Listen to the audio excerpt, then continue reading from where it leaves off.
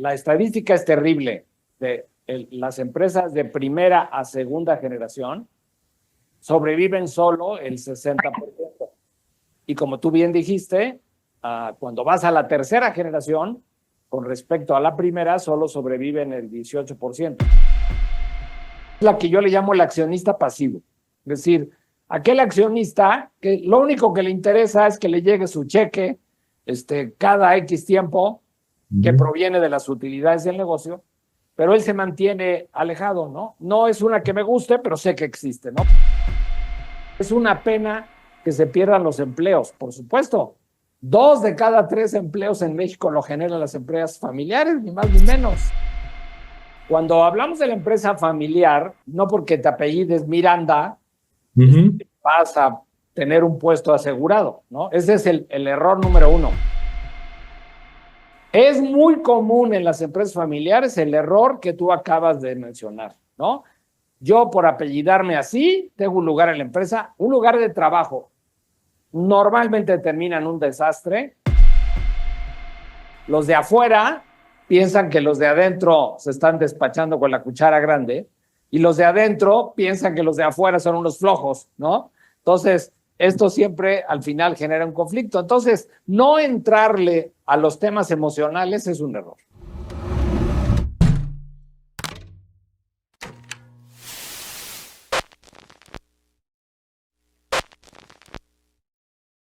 Muy buen día, amigos. Estamos ante la oportunidad de tener otro episodio más del Hubiera Sí Existe. En este caso, tenemos como invitado al doctor José Alfredo Miranda López. Me voy a permitir leer su semblanza y posteriormente les voy a compartir sobre qué tema vamos a analizar este concepto del hubiera en relación a las empresas familiares. Muy bien. El doctor José Alfredo Miranda López es poblano, egresado de la Universidad de las Américas en Administración de Empresas. Asimismo, tiene una maestría en finanzas, graduándose con honores, y posteriormente la UPAEP le otorgó una maestría honorífica en economía. Para el año 2005 obtiene el doctorado en desarrollo organizacional. Cuenta con 49 años de experiencia docente en educación superior y también como consultor desde 1984. Empresarialmente se desarrolló en la industria de pinturas y comercialización de compresores de aire y es miembro del Consejo de Administración de Empresas Industriales, de Comercio, Salud y Financieras. Algo bien interesante es que en 1993 es cuando funda el Instituto de Estudios Superiores en Dirección de Empresas, conocido también como IESDE. Y en el 2001 fue invitado por el vicerrector académico de la UPAEP, ahí mismo en Puebla, y fue nombrado rector del 2005 al 2013. A partir del 2013, funge como director general del IESDE School of Management. Bienvenido, doctor José Alfredo. Si me permites, te voy a hablar de tú. Encantado de estar contigo y muy agradecido de que me hayas invitado.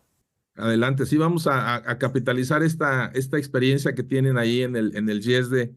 Y lo que acordamos es que vamos a platicar sobre un tema que es una realidad y es desafortunado que sea una realidad. Tiene que ver con el fracaso de las empresas familiares, ¿sí?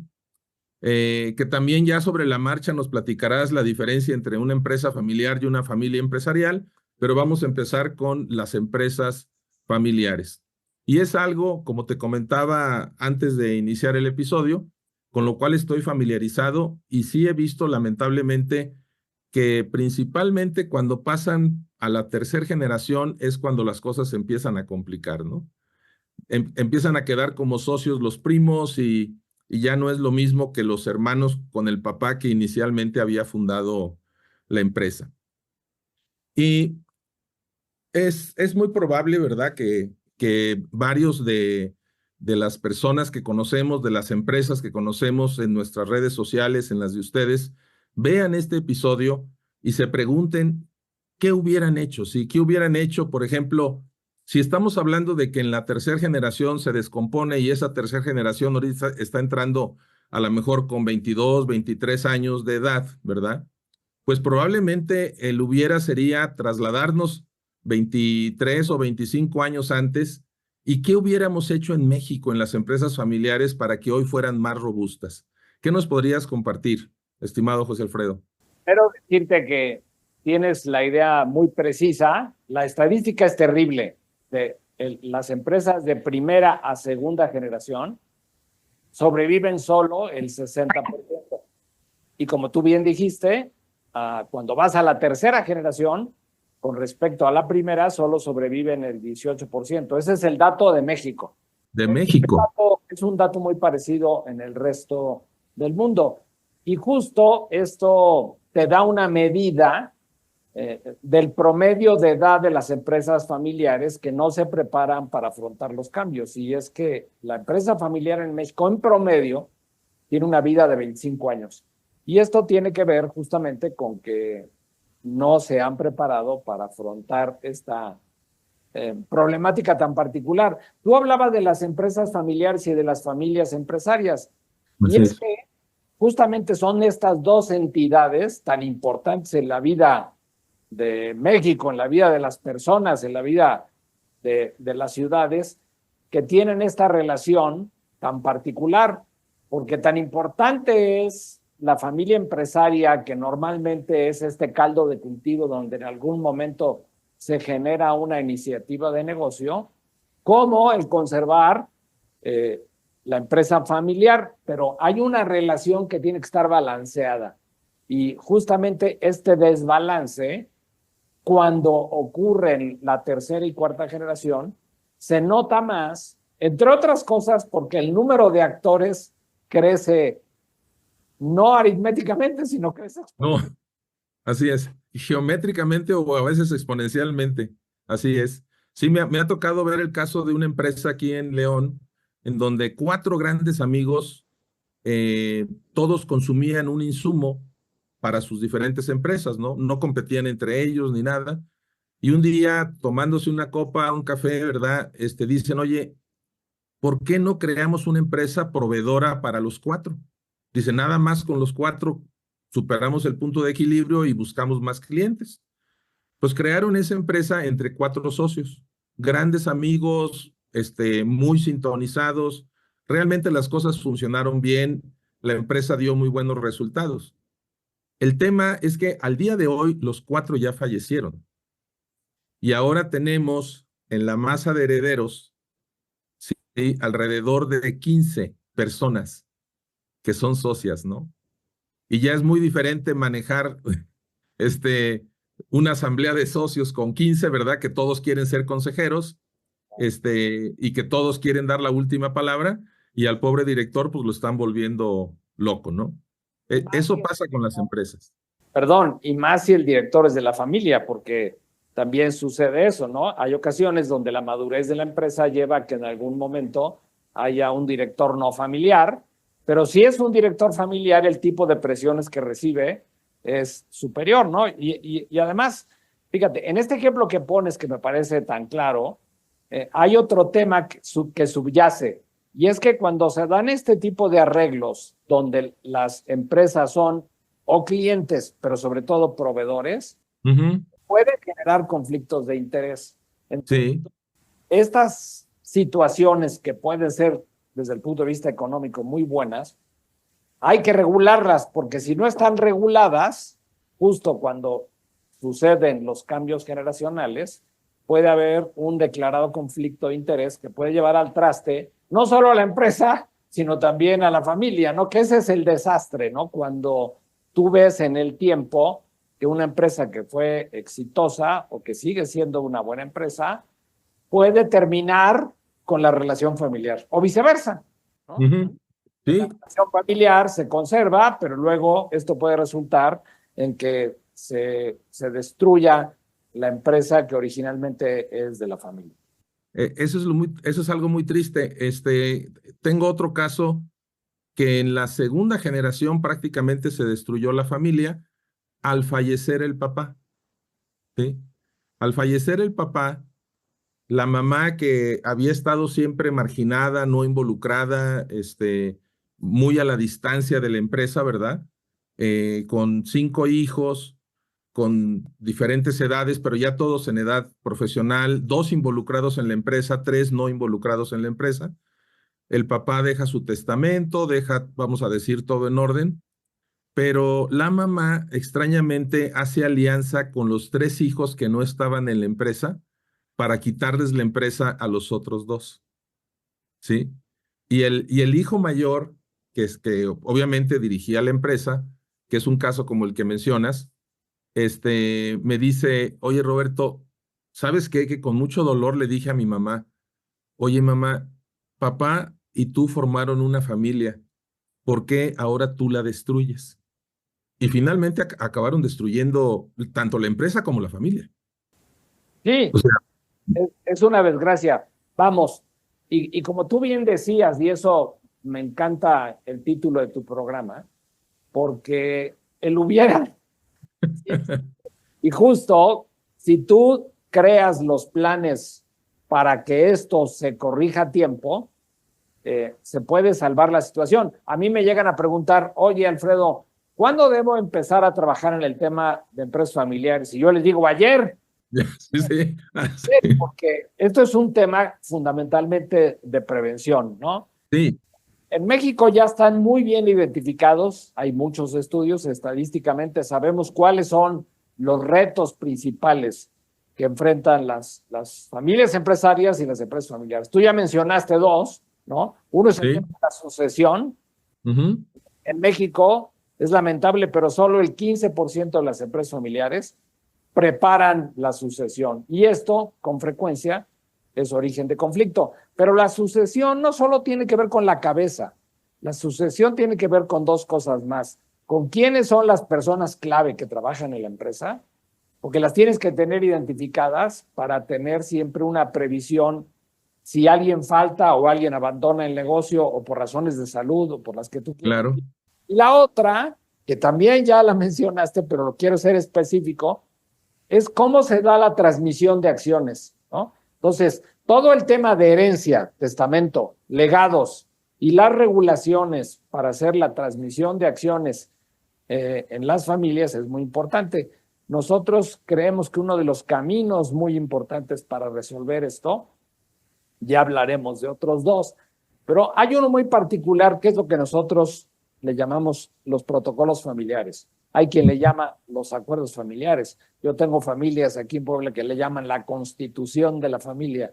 ok, Son reglas que se ponen con mucha claridad en un diálogo abierto y confiado, esperando sobre todo que no sea en un momento de conflicto, para que se den con toda reflexión, con toda calma, y esas reglas se siguen, ¿no? Para que estos fenómenos de que hemos hablado hasta ahorita, ¿no? El tema de la pelea familiar o la rotura de la armonía familiar y el tema de la sucesión se hagan de manera correcta, ¿no? Y esto impacta notablemente, ya te daré otra estadística más adelante, cómo nosotros hemos observado que haciendo las cosas correctas automáticamente impacta en la vida de la empresa. Es decir, no solo me estoy refiriendo a que le vaya bien, sino que eso permite que las empresas sean más longevas. oye, qué interesante. Sí me ha tocado ver protocolos, me los han compartido generosamente los empresarios y me facilita mucho mi trabajo porque veo los acuerdos que tuvieron. Sin embargo, también descubro algo, José Alfredo, que sería muy interesante que nos comentaras tu experiencia. Estamos hablando de que si no trabajaron estos temas hace 10, 15 o 20 años, hoy es el mejor momento para hacerlo, ¿verdad? Y ojalá todavía tenga tintes de ser preventivo, ¿no? Porque a final de cuentas después sigue la 4ª generación y la 5ª, ¿no? Sabemos tú y yo que en el mundo hay empresas de más de 100 años, ¿verdad? Que han logrado sobrevivir. Eh, y incluso en México también tenemos empresas centenarias. Sí las hay, sí. Sí las hay. Creo que Bimbo es una de ellas, que Todavía ya... no llega al 100, no. Ah, ok. Pero, por ejemplo, yo te puedo comentar aquí en mi ciudad, en Puebla, hay varias empresas ya más de 100 años, muy contadas, muy Ok. contadas. Sí las Sí, hay. no, no, no. Por lo mismo que tú mencionas, de la esperanza de vida de 25 años, pues es muy corta. Y imagínate todo el valor que pierde el país cuando esa empresa desaparece, los empleos que se dejan de generar, la derrama económica, eso nos afecta, ¿no? Hasta en el crecimiento como país. Pero lo que te quiero compartir es que me han tocado 3 tipos de empresas que tienen protocolo familiar. Sí. En una tienen el protocolo familiar y está constituido un consejo familiar más aparte el consejo de administración. Y los roles de la familia están repartidos de tal manera que unos hijos vigilan el cumplimiento de la normativa para el consejo familiar y otros para el consejo de administración. Como en el caso que estoy recordando ahorita, yo participo en el consejo de administración, me toca que empiezan ahí las fricciones fuertes por temas. Yo les digo, oigan, este tema no es de este consejo, es del otro consejo. ¿Cuándo fue la última vez que se juntaron? No, pues ya no nos juntamos. O sea, eso es lo que yo veo, que sí invirtieron el tiempo, el esfuerzo, el talento, los diálogos, como tú dices, abiertos, crearon el documento, pero dejan de observarlo, ¿sí? Y hay otros casos en donde los observan parcialmente, y sí me ha tocado también un caso en donde una de las hijas de la fundadora es realmente disciplinada y prácticamente trae al dedillo el protocolo. Y ahí la pregunta es, también aprovechando esta larga intervención mía, ¿cada cuándo se recomienda revisar esos protocolos y qué recomiendas para que los protocolos realmente se vivan? Sí, fíjate, has tocado 2 temas clave, ¿no? Uno son los consejos de administración y me da mucho gusto oír que tú participas como un consejero independiente. Así es. Entonces, una recomendación del lado del negocio, teniendo sus procesos de maduración, me vas a escuchar decir que estos siempre son procesos, no son hitos. Hacer un protocolo es un hito, pero tiene que seguir un proceso que ahora... Claro, sí. Pero bueno, en el consejo siempre será un buen momento el llamar a algún consejero independiente. E independiente aquí quiere decir que tenga pensamiento crítico, que no sea de preferencia amigo de la familia, o sea, que tenga por lo menos todo el valor para opinar y decir lo que no le parece, y ser muy puntual en sus comentarios. Yo creo que esto siempre va a beneficiar mi experiencia, como leíste en mi currículum. Yo participo actualmente Sí. en consejos y la verdad creo que con el tiempo se aprecia mucho. Ahora vamos al lado de la familia, el consejo familiar. Bueno, una vez que haces el protocolo, yo siempre recomiendo por lo menos te tienes que reunir una vez al año en el consejo familiar. Ok. Esto, fíjate, en la empresa a lo mejor te reúnes trimestralmente o bimestralmente y hay quien hasta se reúne cada mes, ¿no? Cada mes, sí. Parece un poco exagerado, pero bueno. Pero como el negocio te llama y el negocio está caminando, la disciplina de las juntas de consejo es mucho más lógica de seguir. En cambio, si no hay una persona como la mencionaste, esta muchacha en una familia que se encarga de eso, y por eso es muy bueno que quien presida el consejo familiar no sea el mismo que preside el consejo de administración, si es de la familia. Claro. Que tenga una agenda tan estricta, tan cumplidora como la de los consejos, ¿no? Entonces, hay 2 cosas que nosotros recomendamos, la hemos practicado y funciona muy bien, y luego te contesto lo del tema de la revisión. Es una junta de consejo familiar mínima al año y además un taller familiar. ¿A qué le llamamos un taller familiar? En el taller familiar lo que se procura imbuir es el espíritu, la cultura de la familia con respecto a los negocios. Pero además se platican periódicamente los acuerdos del protocolo para que al resto de la familia que no está metida todo el día se acuerde cuáles son los acuerdos familiares, ¿no? Y además, pues también hay que decirlo, es una oportunidad de socialización, sobre todo cuando las familias crecen, ¿no? Yo participo en un taller donde asisten 67, ¿no? Imagínate. Y eso le da mucha cohesión a la familia. Finalmente, ¿cada cuándo se recomienda revisar un protocolo familiar? Mínimo cada 5 años, pero antes si hay algún evento importante. ¿Qué quiere decir un evento importante? hubo una venta de una parte del negocio, entró un nuevo socio, fallece un miembro Claro, de la familia. en la familia. Es decir, siempre es bueno atender al entorno para saber en qué momento. Inclusive puede ser un evento que tenga que ver con el país o con la economía o con el Estado, ¿no? Pero, diríamos, son procesos. Esos documentos hay que estarlos revisando continuamente porque justamente si no, no se viven, ¿no? Sí. La disciplina del negocio psicológicamente es muy retadora, pero retribuye, ¿no? Hay sustancias neuronales que se generan cuando tú participas, ¿no? Porque tomas una acción y hay una respuesta. En cambio, en el lado familiar, que son muchos los temas más emocionales, más de comunicación, más psicológicos, uno tiende a dejarlos de lado. Es muy cómodo decir, no, nos vemos el año que entra, ¿no? No, Sí. pero la junta de consejo sí vienes, pero dejas pasar la oportunidad de revisar el protocolo. Entonces, esa es la disciplina que nosotros recomendamos. Y tiene que haber una persona encargada, tú ya diste el ejemplo, de que eso se haga. Y los demás cumplir con ese compromiso. Claro, totalmente. Me vienen muchas ideas a la mente cuando vas compartiendo todo esto. ¿Qué sucede cuando ya no es una empresa, sino es un grupo de empresas que nacieron de una empresa madre y fue avanzando, ¿no? A veces en diferentes giros, a veces en giros relacionados. Eh, Además del tema del posible conflicto de interés, si son clientes o proveedores, ¿verdad? Que hay miembros de la misma familia en las actas constitutivas de las diferentes empresas.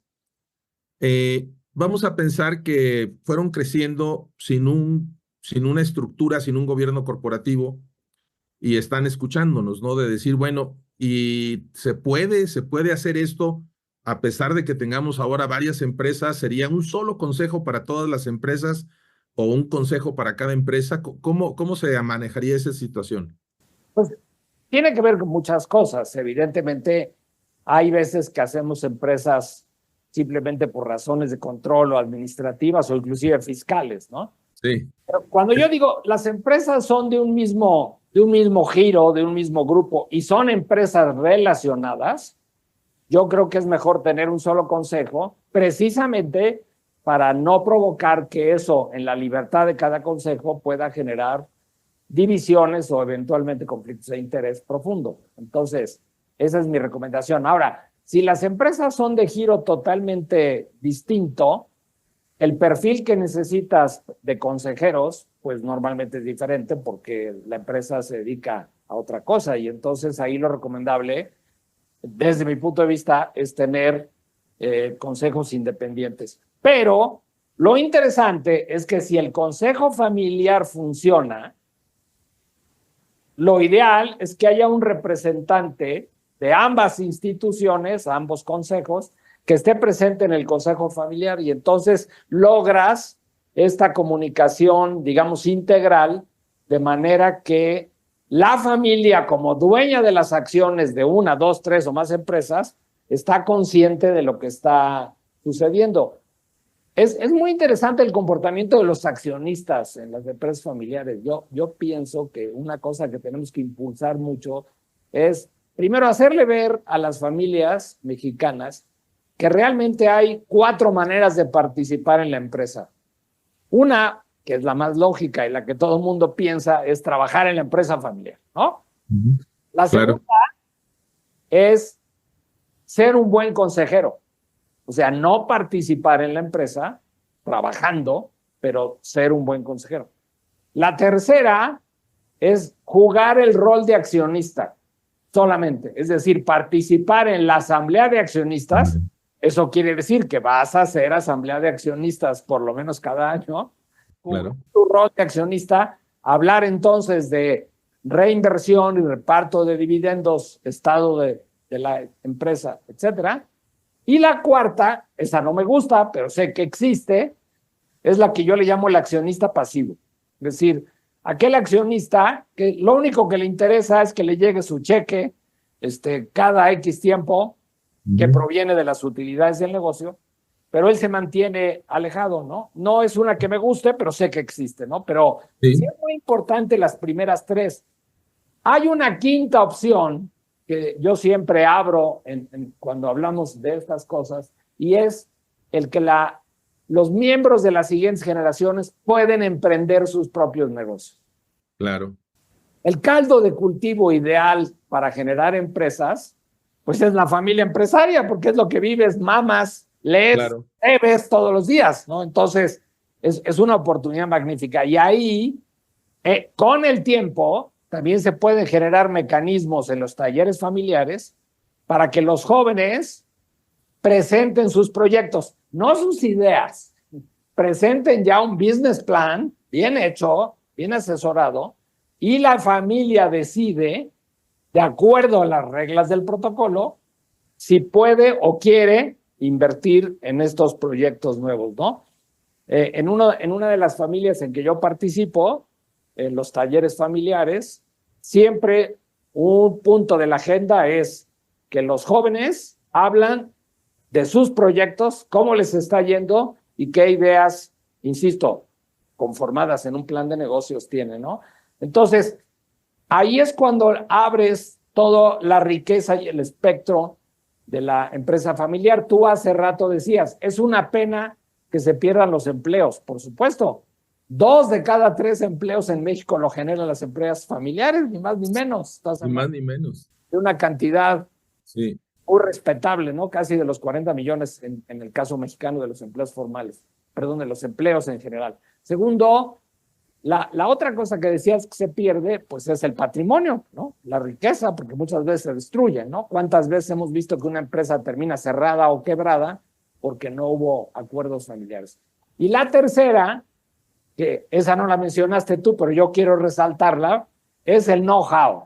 Es decir, claro. toda familia, aunque tenga negocios iguales, tiene Ujú. su manera de hacer los negocios. Ese es un conocimiento que se pierde. Entonces, cuando hablabas tú de la contribución al crecimiento del país, a la economía de México, Sí, es muy importante que tampoco se pierda el know-how. sí. Fíjate que ahorita estoy de acuerdo contigo y te quiero agregar un rol más que no tocaste.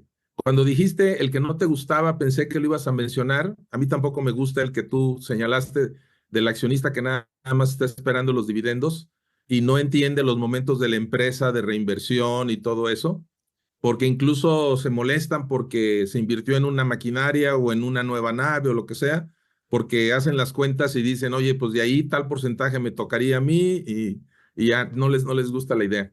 Pero hay otro caso que yo he visto, no sé si te lo has encontrado también tú con los casos de empresas que conoces, de aquel miembro de la familia que no ha destacado mucho, pero se insiste que esté en la empresa, ¿sí? Prácticamente se le crea un puesto o a veces se le asigna una función real de la empresa, pero no respeta reglamento, horarios, principalmente horarios, y bueno, toman vacaciones a la libre, ¿no?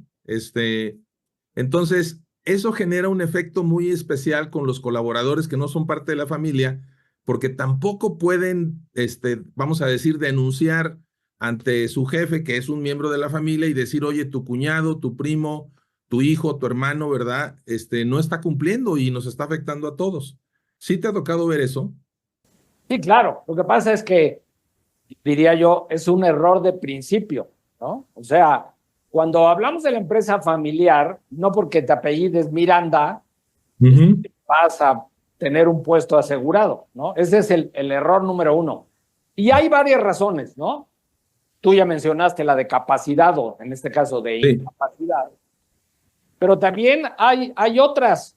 A lo mejor estás violando la libertad de la persona. cierto. A mí me ha tocado, recuerdo mucho a un compañero que tuve en la universidad, que al salir de la universidad su papá me hablaba para decirme, oye, convéncelo de que se venga a trabajar conmigo, ¿no? Y claro, el cuate no quería, ¿no? Y yo le decía, es un error que lo invites y lo metas a la empresa. Finalmente ese conflicto se resolvió y este muchacho, compañero mío, terminó poniendo su propio negocio, ¿no? Lo Ujú. cual fue una solución estupenda. Pero Es muy común en las empresas familiares el error que tú acabas de mencionar, ¿no? Yo, por apellidarme así, tengo un lugar en la empresa, un lugar de trabajo. Normalmente termina en un desastre, como decimos, no solo por la capacidad, sino porque tú le pones un techo de cemento a la gente capaz de la empresa. Entonces, romper la atracción de talento tan importante en el siglo XXI a tu negocio se muere porque alguien dice, no, pues yo nunca voy a poder subir en esa escalera jerárquica porque allá arriba hay un Miranda y entonces de ahí no Sí, puedo pasar. Entonces, sí. es terrible, ¿no? Generan un daño económico, generan el clima de trabajo en la empresa, impiden la atracción de talento, un desastre. O sea, ese sí es un error de garrafal, ¿no? Sí, de grado mayor. José Alfredo, para ir cerrando, unas últimas recomendaciones. Sabemos que lo mejor es que esto se inicie de inmediato, ¿verdad? En el momento que cruza por la mente del fundador o los fundadores para prevenir, o sea, que son acciones preventivas, ¿no? El darle toda esta estructura a la organización. Pero cuando ya están los conflictos, quizás alguien de los que vea este video podcast o escuche el podcast va a decir, oye, pues ya estoy tarde porque ya los pleitos están, pero de a peso, ¿no? De cualquier forma se puede empezar, encontrar una hebrita para ir entrando y ver cómo se endereza primero esos conflictos para luego entrar ya al tema de la organización. Sin duda, una cosa que tú no puedes ignorar en la empresa familiar es que estás hablando de emociones y sentimientos, ¿no? Tú hablabas al principio del caso de esta mamá que puso en contra de los hermanos administradores, ¿no? Ujú. Nosotros aquí enseñamos un caso que es muy parecido a esa situación, ¿no? Los de afuera piensan que los de adentro se están despachando con la cuchara grande y los de adentro piensan que los de afuera son unos flojos, ¿no? Entonces, esto siempre al final genera un conflicto. Entonces, no entrarle a los temas emocionales es un error.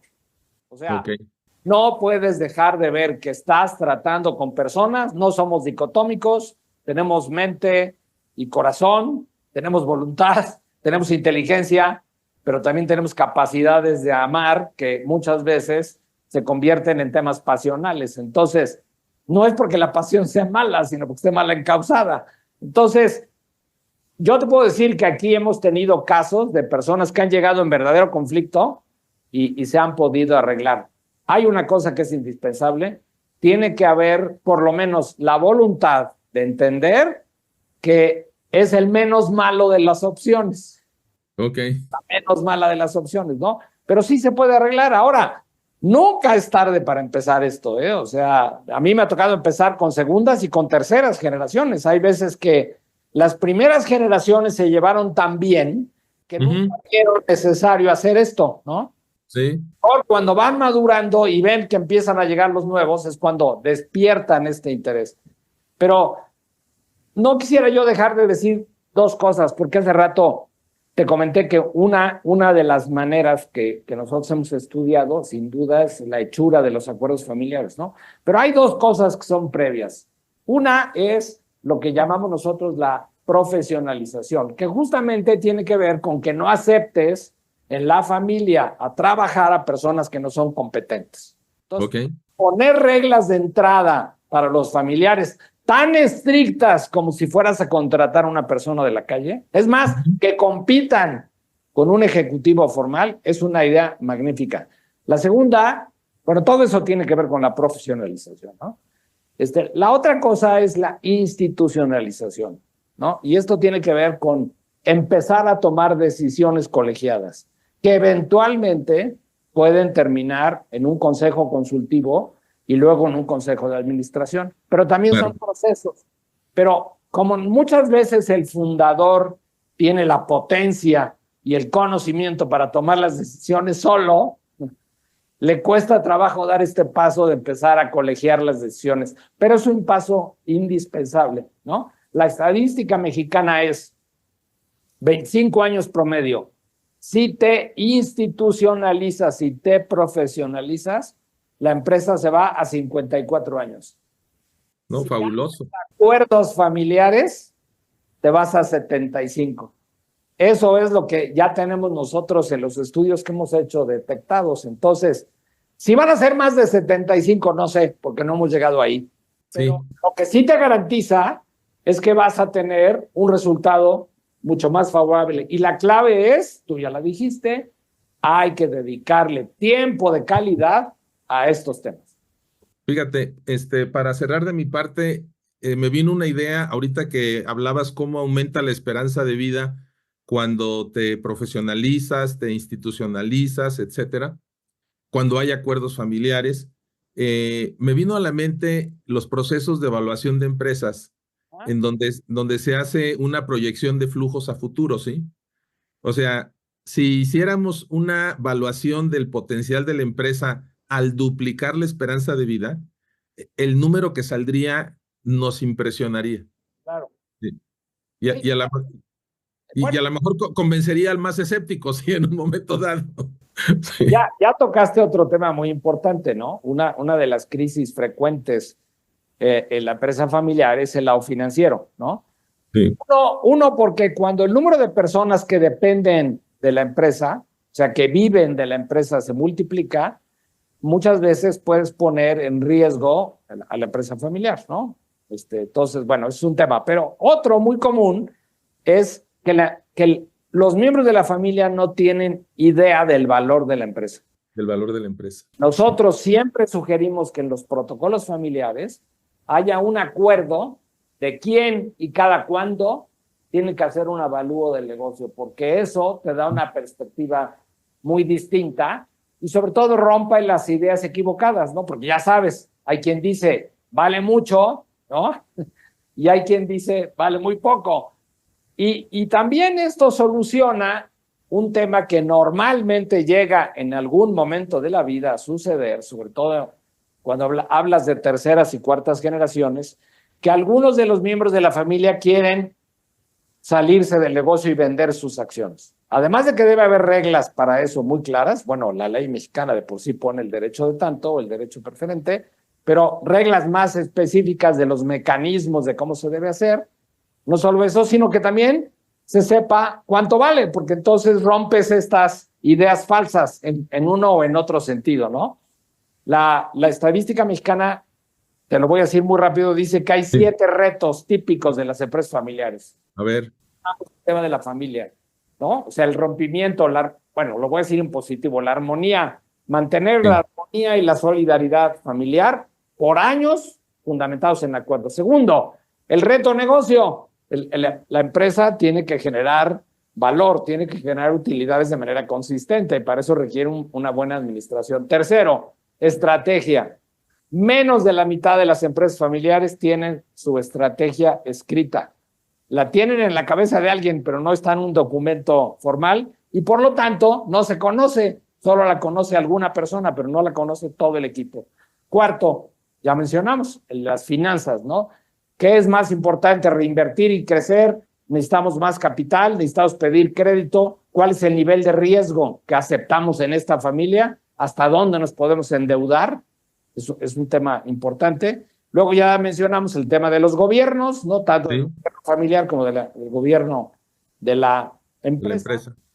El 15% de las empresas no tiene, solo el 15% tiene planes de sucesión, muy importante. Y el último, el séptimo, es hay que tener los papeles en regla. Cuando yo hago estadísticas a las familias, si ya tienes testamento, tienes arreglados tus legados, tienes tus papeles del negocio en regla, tus actas constitutivas están al día, tienes la asamblea del año pasado, somos malísimos en México para eso, nos da mucha flojera.